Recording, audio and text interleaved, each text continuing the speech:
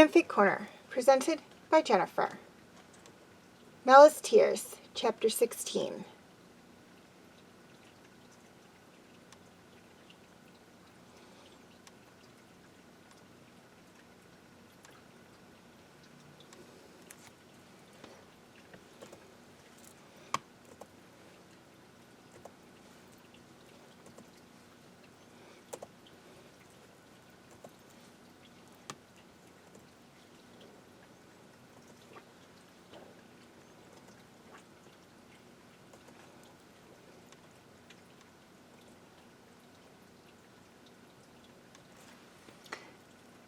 In the days following Nuka's birth, Scar started neglecting his duties as king.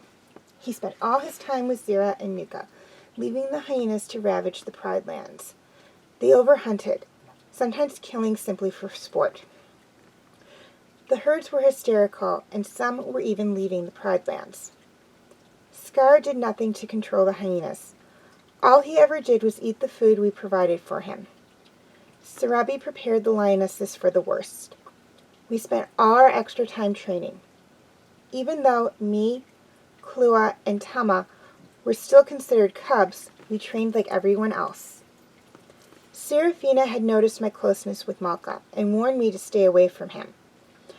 I tried to keep my distance, but I found myself confiding in him almost as much as Kula and Tama. After all, he had promised to protect me. He made me feel special, but my mom was right about one thing. Scar was changing Malka. While Sarabi and Sarafina trained the lionesses, Scar took Malka and trained him to be just like him. At first, I didn't notice any change, but then the changes became subtle. Whenever I spoke with Malka, I noticed a coldness in his eyes, a rigidness in his posture. I was losing him. Kato and Mitsu were training with Scar as well. He trained them to be his perfect little soldiers. Ever so slowly, I opened my eyes. Every night, I slept beside Sarafina, Kula, and Tama. Malka slept on the other side of the cave at the base of Scar's throne with Kato and Mitsu. There was an invisible line dividing us. As upset as I was about slowly losing Malka, I felt even more distraught about to be losing Mitsu. My brother was younger than me, barely old enough to leave the cave on his own, and Scar was already hardening him. I tried to talk to Mitsu, but my brother wouldn't talk to me. He would give me a look like he wanted to, but he feared that he would get in trouble with Scar. I sat up and surveyed the cave. Scar, Zira, and little Nuka slept on the throne rock with Malka, Kato, Mitsu, Shenzi, Banzai, and Ed surrounding them. The lionesses kept their distance from Throne Rock, although a few lionesses openly supported Scar. They idolized him for reasons I didn't understand. Scar's biggest supporters were Ramla, Lila, Nardra, Katra, Hassan, and Saran. They were all previous rogues that Scar welcomed into the Pride. Sarabi said that they most likely felt indebted to Scar because he allowed them to join the Pride. It made sense in a distorted sort of way.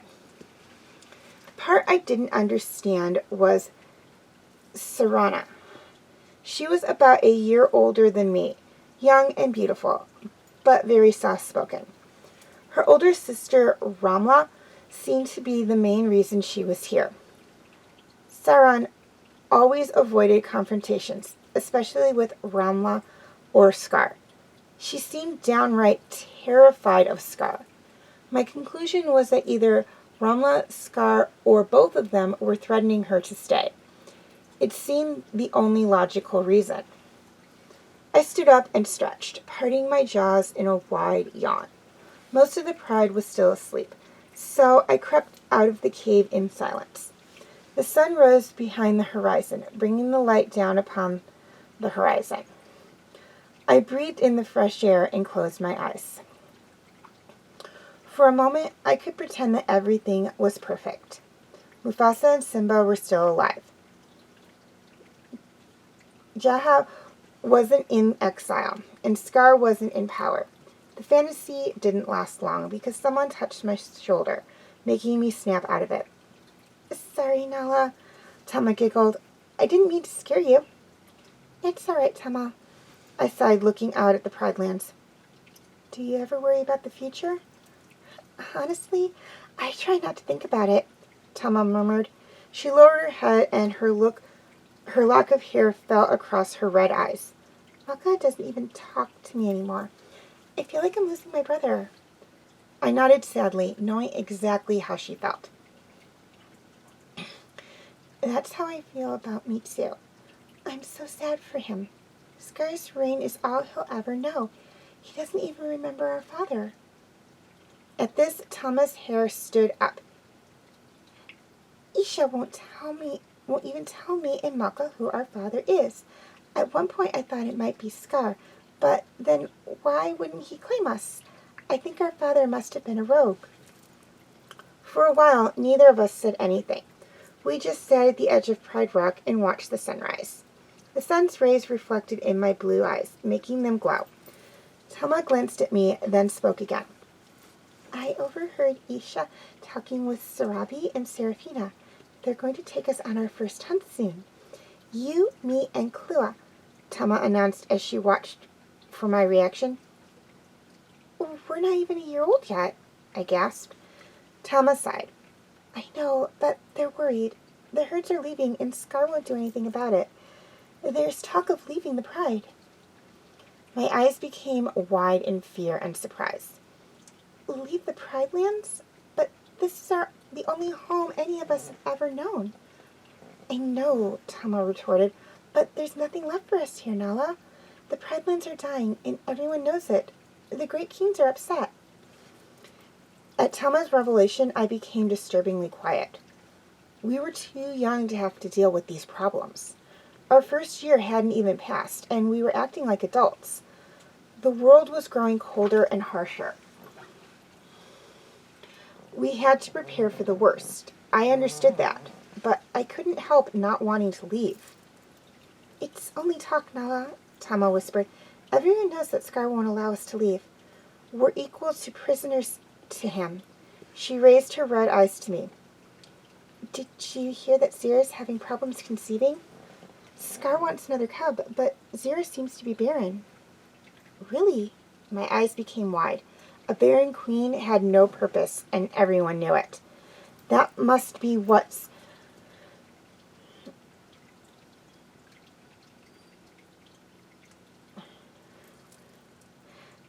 putting Scar on edge. Everyone knew that there was something wrong with Nuka. He could never be king. Perhaps Scar would need an alternate means of producing an heir, and I didn't want to consider that. For the Pride's sake, I prayed Zira would conceive.